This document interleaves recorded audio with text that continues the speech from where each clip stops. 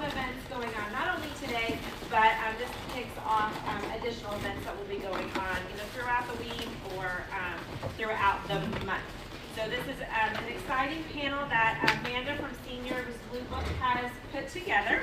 We want to welcome you to that. I do want to do just a little bit of housekeeping for those of you that it is your first time here. Restrooms are located off to your left. There's a brown column that says We Health. If you follow that around to your right, we do have restrooms available for you. And we hope that you are enjoying the lunch. Those of you that are frequent flyers for our Lunch and Learn, you'll notice that there's a little sweet treat that you don't normally have in your box. So enjoy that. You know, once in a while, a cookie is you gotta have a cookie. We do, for those of you that have not already taken advantage of that, we do have balance screenings available and hearing screenings available after the event with Hoagland Hearing, and then Mark, I don't know if you can see part of the panel, will be in the back. Yes. So I could talk all day about the Healthy Life Center. I will not do that. But those of you, afterwards, if you have any questions, you need help setting up appointments with our panelists here today, or anything. Looking for a new primary care physician. Anything that you need, let us know, and we'll be happy to navigate you. But with that, I do just want to hand it over to Amanda. She puts together awesome panels every month, and we're just so glad to partner. So with that, Amanda Burke. Okay. So when I organized this talk, believe it or not, I did not know that it was National Fall Prevention Day or Balance Awareness Day. So we just got really lucky to be able to do this in conjunction with the Healthy Life Center to do their balance testing and things of that nature. So every once in a while we just get that stroke of luck where things line up serendipity-wise. So if you've not signed in, please let me know. I've got a sign-in sheet going around. I do ask for your email address because I put on about a half a dozen to a dozen of these different seminars throughout Lee and Collier County. And I want to make sure you know which ones are happening where, so you can kind of pick and choose the topics that are of the most value to you. So I don't sell or share your information. It's just for me. I sent out an email this morning that a lot of you probably got with about 15 different events in it that these events have gotten quite popular, so I'm excited to say. How many in the crowd are familiar with the Seniors Blue Book? How many of you know how to use it? So my educated folks, yes. I like to talk about this because it is a big, thick book of resources. And a lot of people don't crack it open until they're in a crisis situation. And then it's hard to navigate through. So I want you to get the most out of what is available in this guide, because it's not just crisis care. There are a number of resources in here for you to age in place safely in your home. If you need resources such as financial, reverse mortgages, elder law attorneys, some of the best folks that I could highly recommend are in this guide for you. I did just upload the brand new one that is coming to the streets in October, so your next event here I'll probably be able to hand out the brand new one that's just going to be hot off the press. So if you have any questions about Seniors Blue Book, let me know. But the front half of it is an A through Z resource guide.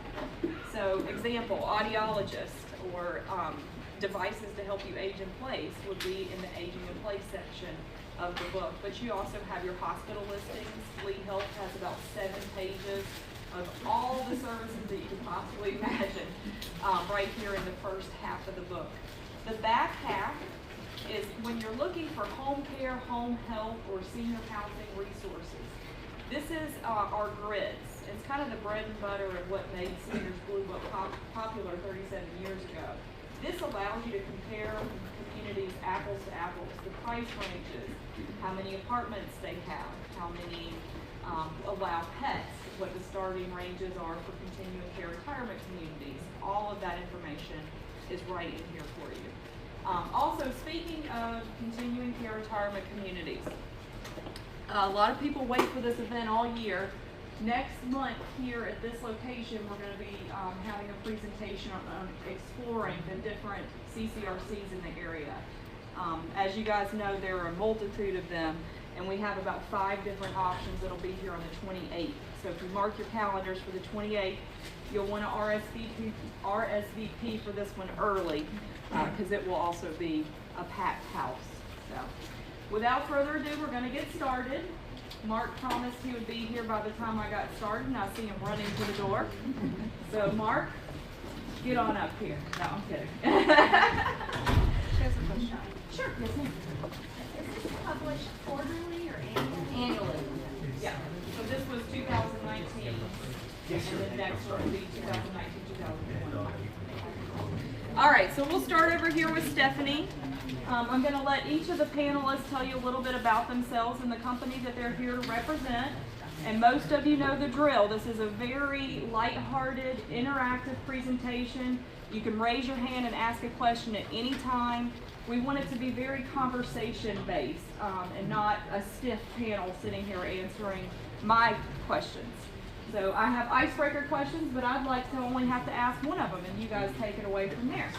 Sound like a plan? All right, Stephanie, take it away. All right, my name is Stephanie Gomez. I'm going to stand from the folks in the back because I like visual. My name is Stephanie Gomez, and with Stabilized Steps, our passion is fall prevention and giving you stability and the tools to be able to have activities that you continue to do that are now potential for a fall that can cause a dramatic shift in your life, because falls can be catastrophic. So what we have is an attachment for regular walkers, and the walkers now are more stable, and that allows for different activities. Now, just by a show of hand, who of you, I suffer from this sometimes because I gave birth to a 4-month-old now, who has a hard time getting up from their couch? Come on, it was more than me. There you go, some hands. Well, then if you can't get up from the couch, that could also mean that you're having a hard time getting up from the toilet. And different activities that if you can't do that alone, then now it's limited your freedom and your independence. So that's what we're all about. I'll let the panel go through, so we'll talk more about it. That was more like a little introduction of what we do. And then at the end, I'll stay so you can guys actually try the product and know more about it, physically touching the product. But again, my name is Stephanie. I am the co-founder and president of Stabilized Steps. We are a local company, and we're just excited and passionate to help those with mobility issues. And before and after, you have to start using a walker. So we'll let the rest of the panel introduce. Good morning. And my name is Chris Erickson, and I'm a physical therapist. I'm here at the Lee Health Coconut Point Clinic, right through that wall kind of behind us. If you haven't seen our facilities here at Lee Health Coconut Point, we've been open since December, so we're really one of the newest, I think the newest clinics so far here this year. But we do offer all types of outpatient therapy services, so physical therapy, occupational therapy, and speech therapy. So show of hands, just how many of you have either yourself or a family member had any of those types of therapies in the past? Practically everyone in the room, right? So you realize the huge gamut of things that we are able to help patients with. And I realize we're going to focus this on balance and fall prevention. And I've been a therapist for 30 plus years, I'm not counting anymore. But I have specialized in balance and fall prevention as well as inner ear disorders, so vestibular rehab as well. And we have a great group of therapists over there who can kind of do an individualized assessment to figure out what all pieces, what's making it so difficult for you to get up and down from the chair, from the toilet. That's one of the biggest complaints that we hear. What can you do from a therapy standpoint to, yes, give the right safety devices, but also to try to build and rehabilitate, really, to get yourself to the maximum physical level that you can be at. But because every single person in this room has a different background medically, it might look different. Your therapy will look different than your therapy will look different than that person's therapy based on your medical issues and the weaknesses that we find. But I'm here to answer questions, and I look forward to it. Hello, my name is Mark Tesoro. Oops, I'm going to try and not fall at the falls. My background actually is in clinical psychology and neurology. Right now I work in the trauma center, which is downtown Fort Myers. And the reason a lot of times I get, why is a trauma guy coming to a falls prevention? And most of what we see in trauma, believe it or not, are falls. Most people think there are gunshot wounds and stabbings that we see. But most of our injuries, believe it or not, are non-penetrating. They're blunt trauma injuries that are from either car crashes or falls. And very often falls outpaces the car crashes. So, my background, I worked at Johns Hopkins Hospital in Baltimore for about 15 years in the neurology department. Right now I'm writing a lot of grants and do those kind of things, and we work on a program here called Stepwise Lead, which is going to be this Thursday, if you want to come back on Thursday and hear more.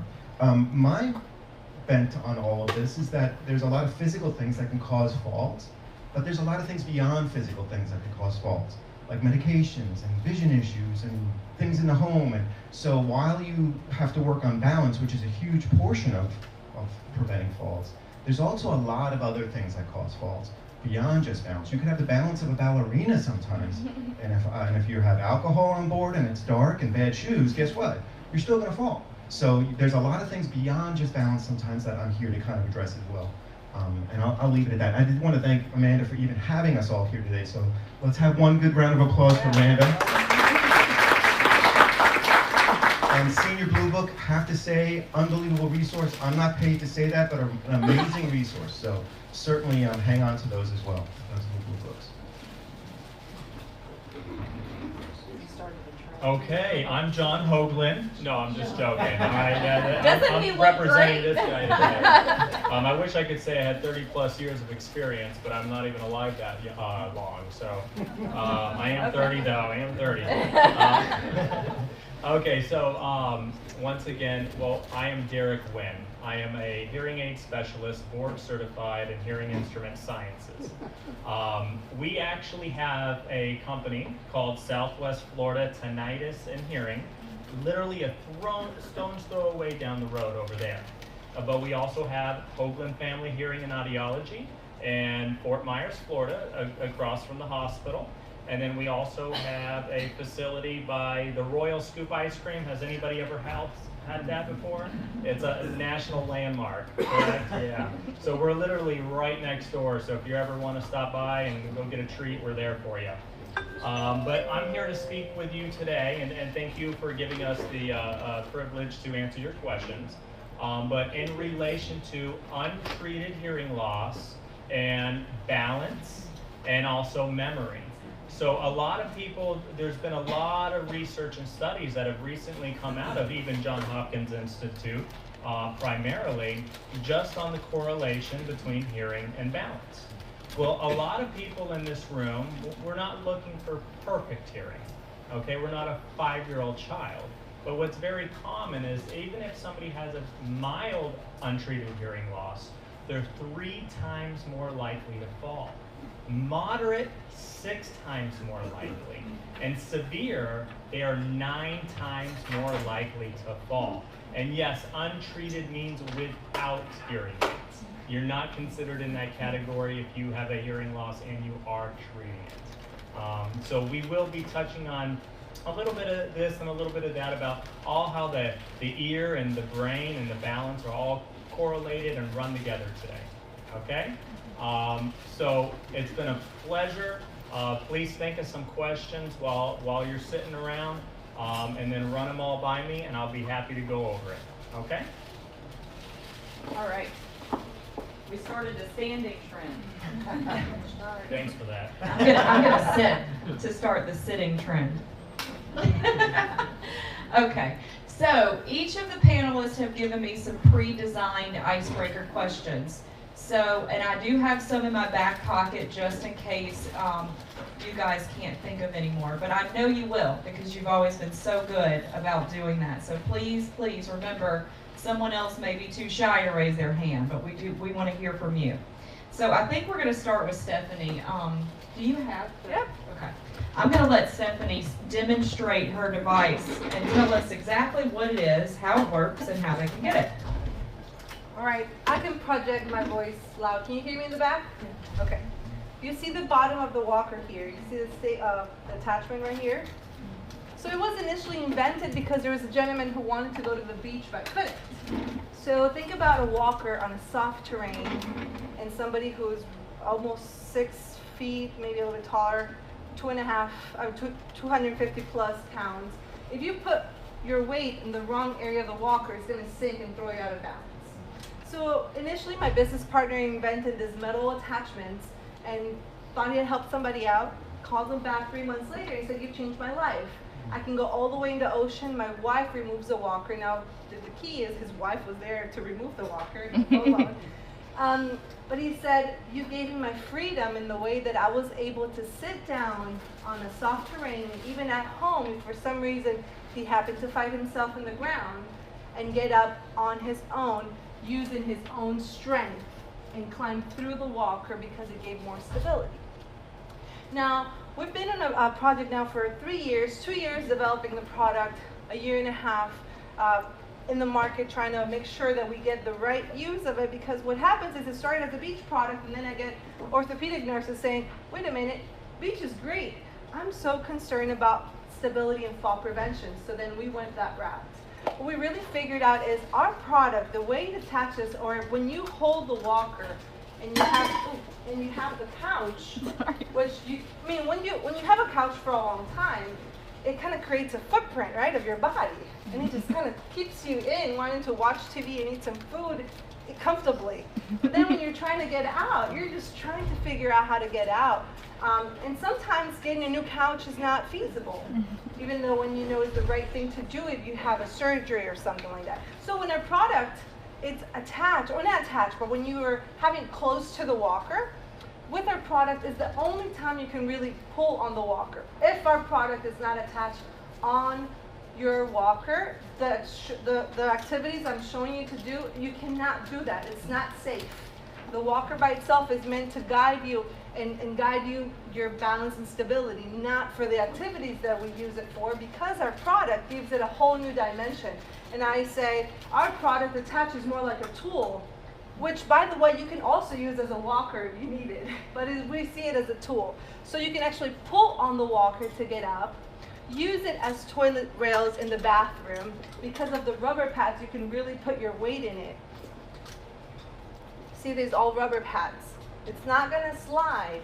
So actually, you can have it and mimic parallel bars, so you can speak with your therapist, and we're having therapists work with patients in a way of what activities can you do at home to keep the mobility going, right?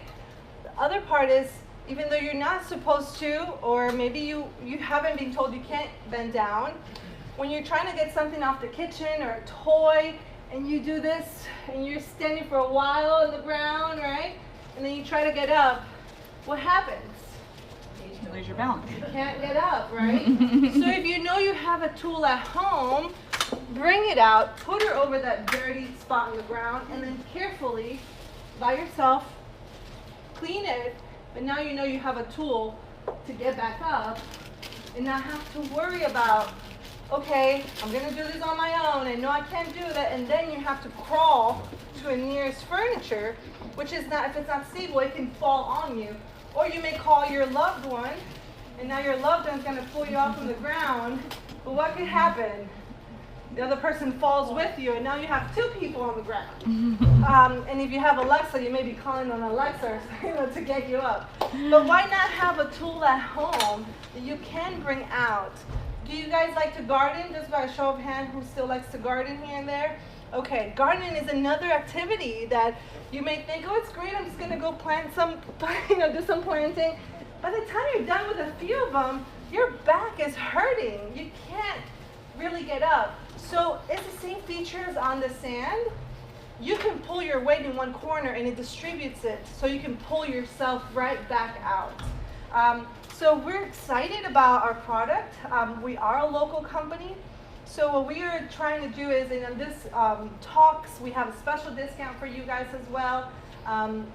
But really, our hope is that you don't have to even worry about installing the product. It comes fully installed. Or if you have a walker, we have an attachment that attaches to the walker as well. So if you already have an existing walker, we wanted to make it easy. And you can attach this to your existing walkers, okay?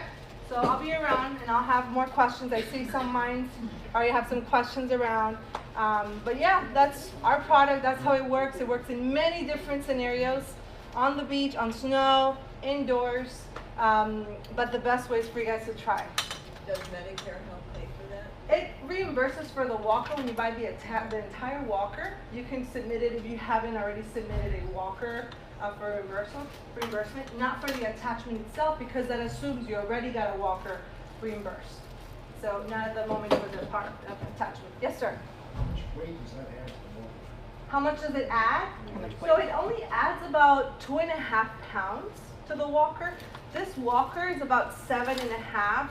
The total of it is 3.5 pounds, but you have to remove 4 legs from the walker. So you're removing 4 tubes and wheels. So it only adds about 2.5 pounds to it. Any other questions, since we're in the question side? Okay. All right. Oh my gosh. Okay, I'm gonna put this right here for you. Thank you. All right, I'll be right here for any other questions. Okay. Thank you, Stephanie. I'm glad that she mentioned that, because when this first started, it was just something that you put on your walker. It was an attachment, but now they've come out with a fully assembled one, which is great. All right, so Chris, we're going to move on. Oh, yes, ma'am. A lot of people on their walker have like the tennis balls that slide over. Does this slide well? This doesn't slide. We are developing wheels. That's what we call it, a tool.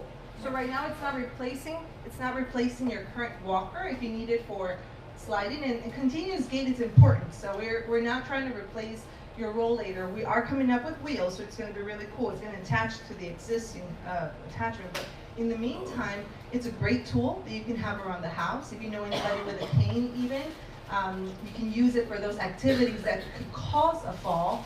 But then you can use your devices as you need your walker, your rollator, whatever else you use. So this is the tool. The rubber, it doesn't anymore. All right. Okay, Plus, good question. Oh, sorry. Because we don't want it to slide because of, you can bring this in the shower and act like grab bars. So if for some reason you're traveling and you have grab bars at home, but you don't know where you're going, if it has any safety, you can bring this with you in the plane, check it in for free because medical devices, you don't pay for a bag.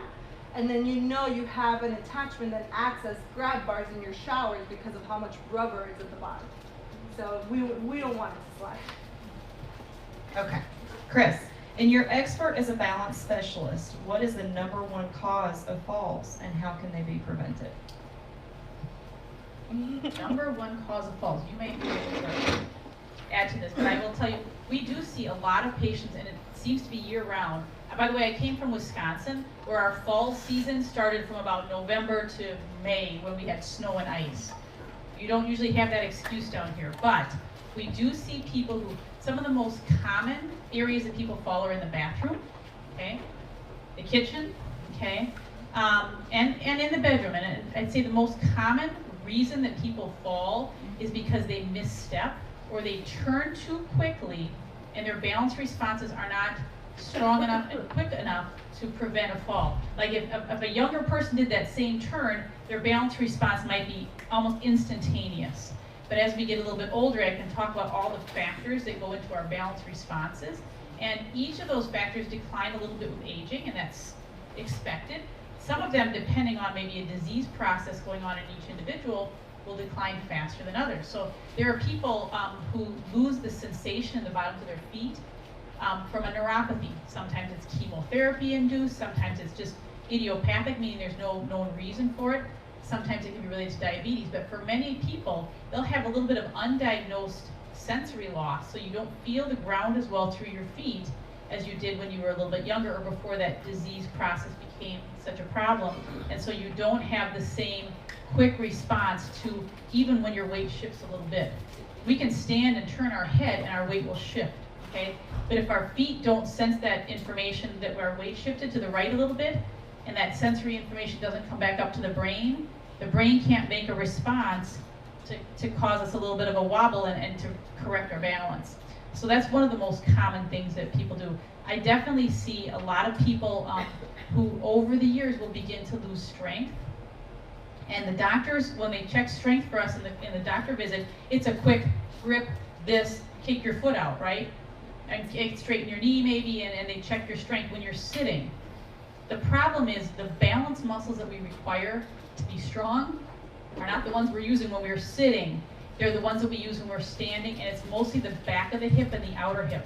And until you are actually put in a position to test those muscles, I can almost guarantee if I tested 90% of the people who come to our clinic, 90% of them have significant weakness in what we call your postural muscles. Postural muscles are the back of the hip, the outer hip, and the calf muscles. Those three biggies, okay? So those are ones that the doctor doesn't rarely check. And they'll look at your other front muscles, your quadriceps and your thigh, and maybe your ankle, and if those are nice and strong, they assume that everything else is. That's not usually their job. They're not there to piece out what part of you have gotten weak. But most of the time, the weakness is in the postural muscles, the ones that we need to balance. So if we start to wobble back or forward, the muscles in front of the shin or the back of the calf are the ones that help us the most, and those hip muscles become really, really crucial. So we see a lot of people with weakness in those postural muscles. And we definitely get people into a strengthening program, and then there's all kinds of balance homework that we can start from the very beginning level where you might have to hold on just to balance to the point where you're maybe balancing on a piece of foam or something unsteady because you want to be able to go out into the grass, okay? How many people walk in the grass in Florida? I have a lot of people who say, I just avoid the grass, right? This grass, when we have it outside of our clinic just for purposes of practicing, it is so lumpy and it is so difficult to, it's so unpredictable. It's not a smooth surface unless you happen to be on the putting green, right?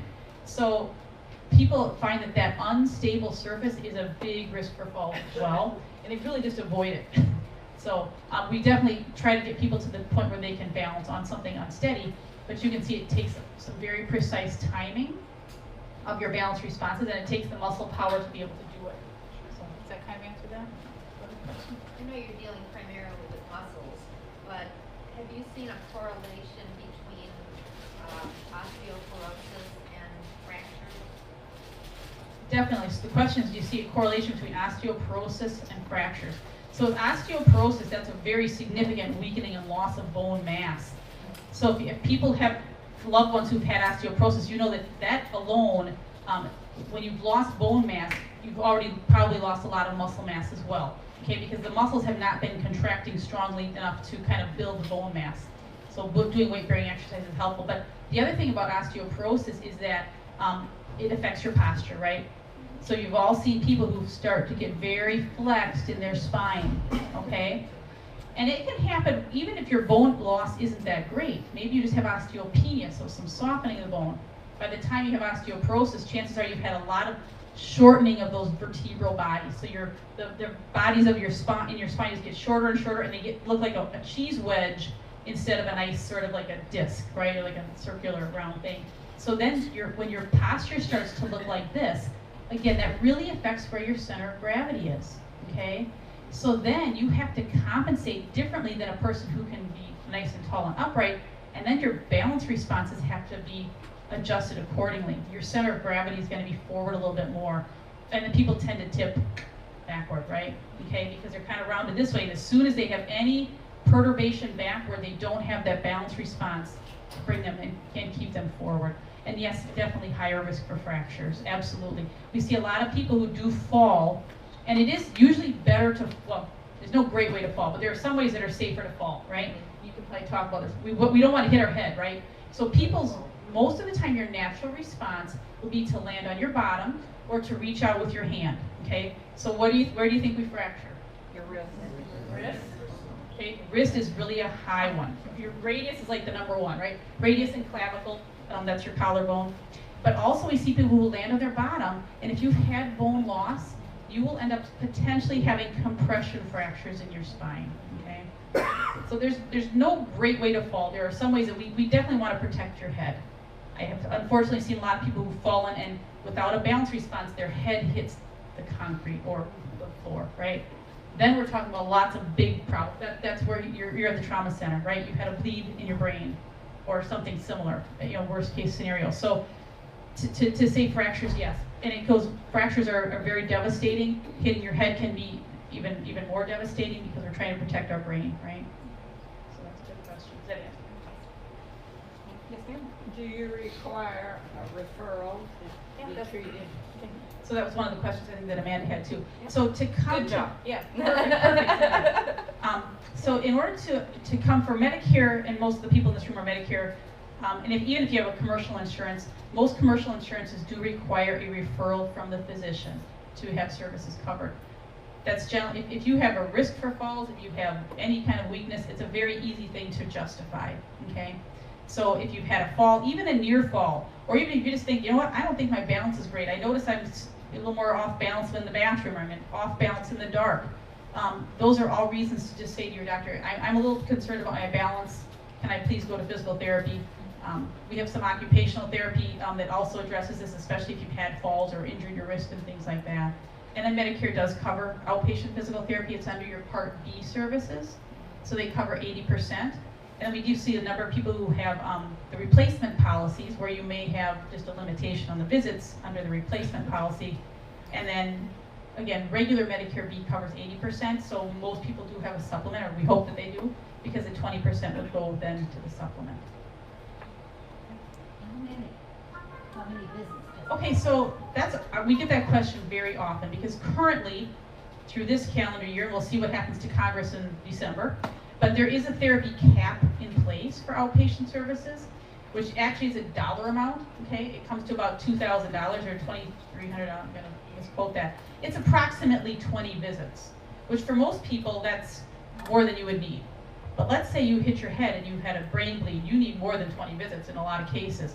When the person needs more than 20, or maybe they fell in or had a fracture, we just need to put a modifier on the bill, and Medicare goes beyond the cap as long as we explain the medical necessity. So there is a cap in place, it's not a hard cap. There is an exceptions process to the cap, so we often use the exceptions process. We put a code on the bill, and then you're able to be seen for longer. Is that per year? That is per calendar year, correct. So it does start over brand new in January, which is always nice. You know, if for some of those people who aren't making a lot of progress or we can't get a lot farther, we'll want to let them know. Say, we're kind of at the end of what therapy can do for you. We don't want to exceed the cap, and then have Medicare look at it and say that wasn't necessary. Then they could deny it. And if you already are doing therapy. If you're already doing therapy, what? For another reason. For another reason, like let's say you had your knee replaced or something, or osteoarthritis somewhere, okay? So if balance and falls wasn't really a part of the original plan of care, you would potentially just get a different referral for that plan of care. Like, let's just give an example. You were here for, you know, hip pain, right?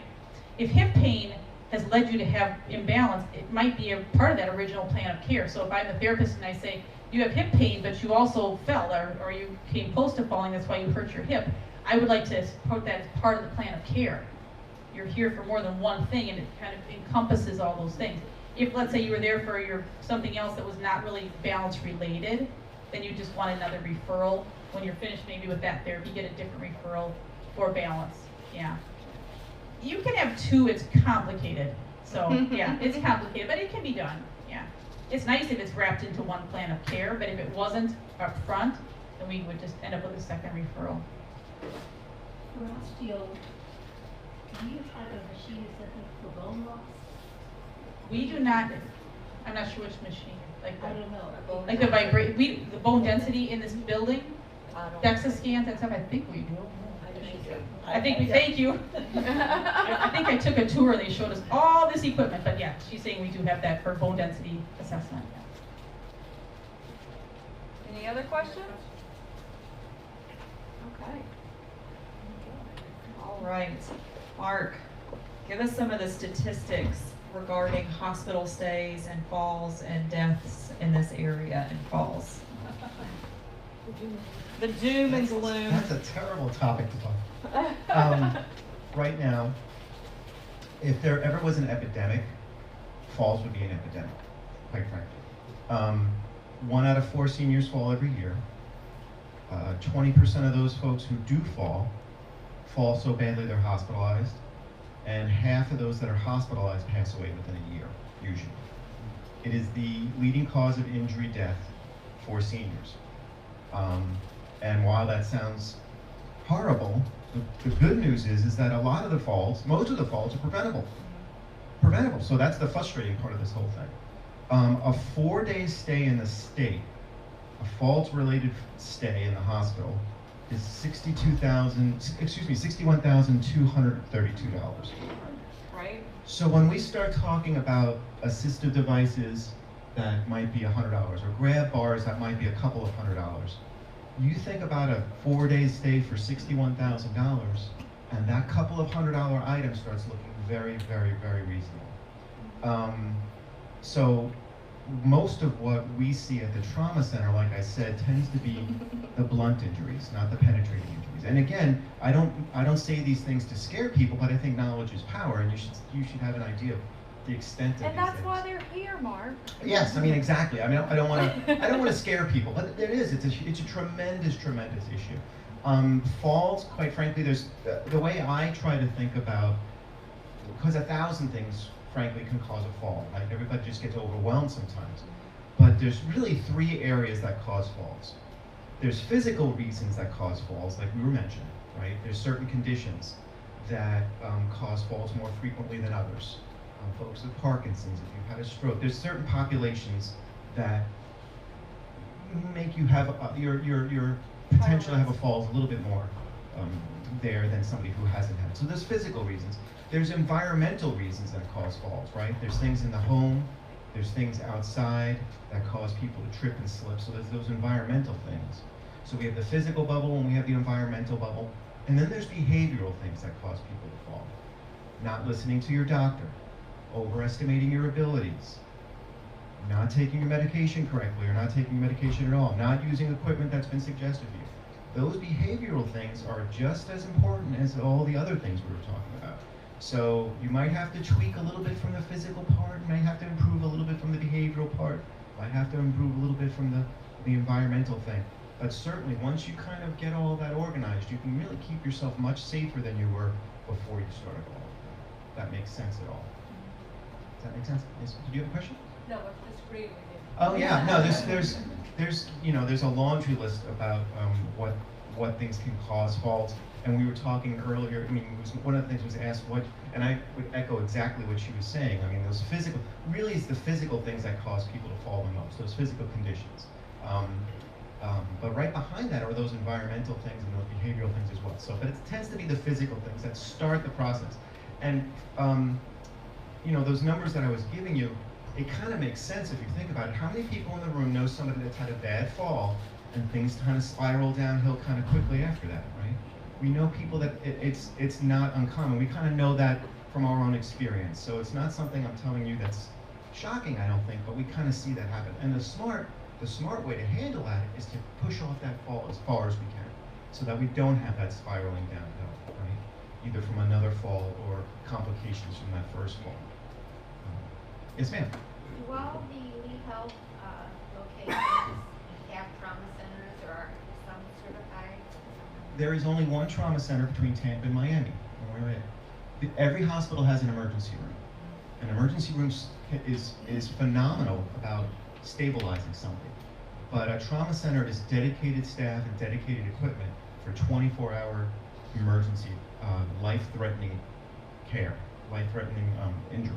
So multi-organ failure, multi-trauma, multi-system interference. So, for example, when you see the helicopter going up after a car crash, it goes to Lee Memorial downtown. That's where our trauma center is located. Every other hospital has an emergency room in it, which can stabilize things, but frankly, once they stabilize you, they will transfer you probably over to the trauma center, because that's where all our vascular folks are. They have all the specialties. They have to be there 24/7. Things that a normal hospital stay will take a few days to do, we do in minutes. And again, dedicated equipment. A lot of times, how many people have been to an emergency room? Right? Long stay or short stay typically in an emergency room? It's a pretty long stay usually. Trauma center is the exact opposite. It puts it on its end. When you're a trauma alert, which the way that occurs, and I don't want to go off too much on a tangent here. I'm sorry. I'm a talker, sorry. But the way it occurs is like when an EMT or one of the ambulance folks shows up on scene, they have a criteria they follow. And they check off a list. This person's over this amount of age. They've had a head injury. They've lost consciousness. They're on blood thinners. And as they check off that list, you become, and if you hit high enough on that list, you become what's called a trauma alert, which activates the system. Once the system is activated, it's like the Marines come out. Like literally the helicopter's brought in, and you're brought over to the trauma center. The trauma center, unlike an emergency room, where you're one of many people, the reason it takes so long in an emergency room is because they triage. And what that means is, it's not like a delicatessen where you take your number and you're next in line. If you take your number and somebody comes in with a heart attack and you have a swollen finger, guess what? They're gonna go in front of you. Trauma is the exact opposite. You are our only customer. You will be flown in and they will be a team that pounces on you as soon as you come into the room and they take care of you. Very, very expensive care, but when you need it, you need it. So that's the difference between an emergency department and a trauma center. There's different levels of trauma center. We're at level 2, so we don't do burns. Like if you see on the news that somebody's been severely burned, we fly out either to Miami or Tampa our burns. We don't do as much research as we could for a level 1 trauma center. So we're a level 2, but we act like a level 1, kind of. Way too much information, so I apologize. Yes, So ma'am. you're a trauma center for Collier and Lee? We're Yes. a trauma center for 5 counties. So we're Lee, Collier, Charlotte, Hendry Glades, parts of DeSoto even. So I go all the way down to Marco, up to Sarasota, over to Okeechobee. She had a question too, Martin. Yes, ma'am. With people falling, how do we get past the, I'm okay, I don't want to go to the hospital? That's Here's, am I fielding that one? Yeah. Here's what I think the problem is a lot of times. I think a lot of times people have in their heads what used to be, the way things used to be. And I think people are scared of losing their independence. And I think people are scared of somehow if they talk, I'll tell you what I hear all the time. Somebody has some balance issues. And the first thing I ask them is, have you talked to your doctor? Absolutely not. Why haven't you talked? Because it's that fear, it's that concern. So there's fear that you're going to be shipped off somewhere or put away somewhere or lose your independence, and that's not the case. What will happen is somebody will sit there and try to make you as independent as possible. They want to keep you independent, trust me. They don't want you to go off somewhere. And they will try to do, so I think part of the problem is that misconception and that stigma behind having falls and the stigma behind being afraid of saying something about having falls. So I think that's part of the problem. I also think that people, have misconceptions of what going to therapy and the benefits of therapy. I think they get scared that they're going to have to use they're automatically to say, oh, you need a walker. Guess what? You do some exercises and treatment and therapy. A lot of times it's just strengthening muscle groups and doing things at home. That's not, dragging something around with you or doing something that you're not familiar with or comfortable with. So I think there's a lot of misconceptions. I think it's your question. She's saying if someone falls, they're not calling 911 because they're embarrassed. Is there any advice on how to get them over that? Now I do this for a living, right? And I'm taking care of my mom and my dad, right? My mom fell. First call she made was to me. Mistake number 1, right? So what do? I go over and I say, here we go, I'm gonna call 911. Oh, no. Yeah. No. Not gonna call 911. I'm like, well, what do you mean? No, all my neighbors will know. Yeah. I'm like, well, it's right. Well, Fire truck comes. exactly. They say, all my neighbors know. Well, guess what? Your neighbors, they care about you. If they know, I'm sorry, they're gonna know. I'm calling them up. No, have them come. Can they come without the lights and sirens? And I'm like, I don't know if I could talk them out of the lights and sirens. I think they have to come with the lights and sirens. Here I go. I'm calling. No. Can we just have, they're busy people. I don't want to disturb them.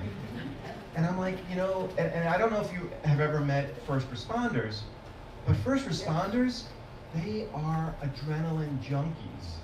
They love to go out and see what's going on. They don't like staying in a station and hanging out there. They want to see what's happening. So do yourself a favor. You've earned the right to call 911. Earn the right. And I'll tell you what, we were mentioning earlier about the walker here, about people falling, and then somebody with horrible balance will fall. Somebody with terrible balance tries to pick them up. And now what do we have? We have 2 people on the ground, right? So what you want to do when you do call 911, if you're just trying to move somebody from the floor to a chair, you want to call for what's called a lift assist. A lift assist. It's not a transport. That lets the operator know that we're not transporting necessarily, but we're moving somebody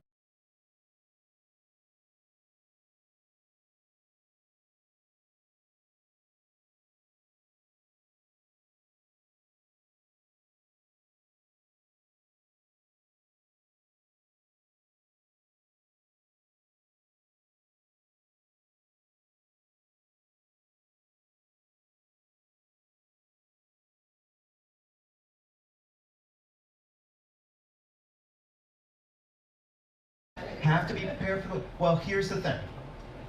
Very often, the people who care for you are the ambulance, right? But the ambulance doesn't break down a door if they need to break down a door. Guess who's really good at breaking down doors? Firemen. Fire guys. So fire guys break down doors. They also sometimes are not sure what kind of domestic situation's going on. So who are the domestic guys? Police officers, right? So they come with all, because they're not quite sure what they're gonna, that's why all three come to the front door as opposed to bringing one. Because the fire guys are not good with domestic folks, the police are not really good with taking care of the fall person, and everybody has their thing. That makes sense. How effective are the life alert devices? Would they contact trauma center? Well, even I can, because I've sat through so many. Actually, Lee has a program, Lee Health has a program with a multitude of different devices. They have the ones that you wear on your wrists, they've got the push buttons. They're definitely effective. There's even some, this is completely off topic, but on Facebook I saw a post that a guy had an Apple Watch and he had it on, everybody else see this too? His son got a notification that a hard fall, and they found him because of his Apple Watch, like in the mountains hiking.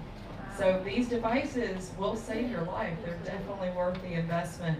I can get you the information of the Lee Health folks, or again, that's like they said at the beginning of the presentation, these ladies are out here waiting for you to come and ask questions, so that would probably make them pretty happy too. Questions for Mark? I'll hand it back to you. You mentioned the 911 calls they're charged, but not on a lift assist. A lift, usually, now here's my, covering myself here. Every system's a little bit different.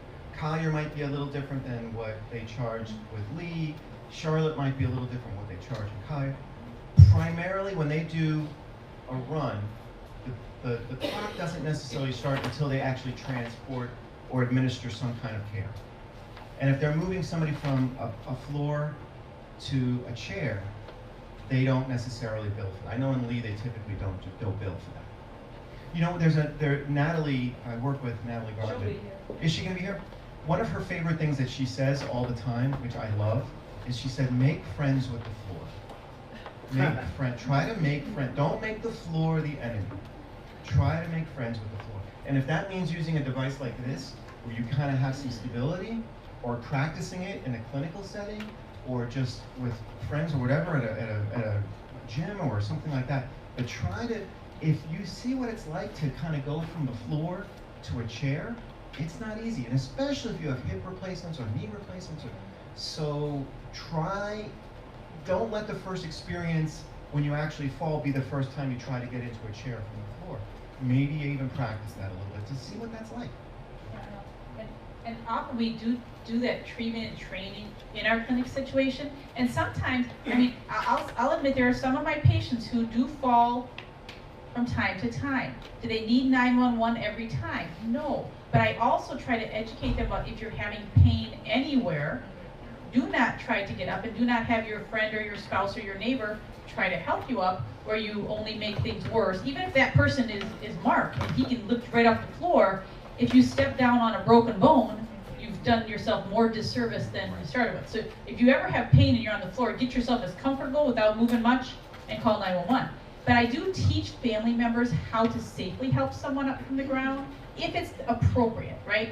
So if that other family member is strong enough and it's safe for them to do, and you, if you're the patient, is strong enough to do this, usually with a piece of furniture or with this device is really nice. If you don't have that tomorrow and you have a fall tomorrow, the chair might be adequate, right? Having a chair, pull the chair to you. But we do train people in the safest way for them to get up, with help or without, based on their medical issues as well. So if they've had their hip replaced, there's a few things you need to not do, right? So, yeah. Don't do it. What would be some of the reasons that when a person is standing and you close your eyes and occasionally lose your balance? Yeah, so and we'll probably get to talk to, Yeah, we're moving down to. but I definitely see people with vestibular disorders for the therapy part of it, but we'll let me talk a little bit of background.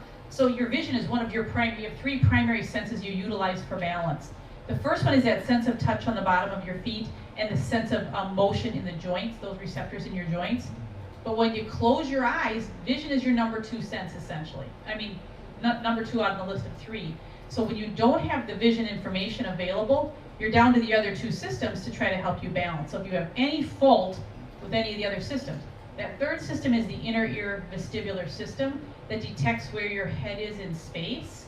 So if you have a fault with any of your systems and you lose one or you take one out of the picture by being in the dark, closing your eyes, or even stepping on a soft surface where you don't really feel the firm ground, you could be in trouble if you have problems in the other systems. So we definitely test for that and assess for that. That's a perfect segue to talk about. It is. It is the perfect segue. So we're going to ask Derek, what is the connection between untreated hearing loss and your balance and your memory? So I tapped a little bit on this earlier when I was speaking about the Johns Hopkins research about mild untreated hearing loss 3 times, 6 times, 9 times more likely to fall. Well, also during that same research, another report came out as far as how it's affecting the memory. So if somebody with a mild hearing loss, and remember, we don't even notice that we have a hearing loss with a mild loss. Usually it's like, did she say bay or bathe or Dave or car or car? I hear everything. What did she say? Okay, so there's a difference between hearing and understanding. That's when it's time to come on in and get it checked out. And even if you don't have a hearing loss, every 2 years you should be tested. And the main reason, I see a lot of accidents, I see a lot of ear infections.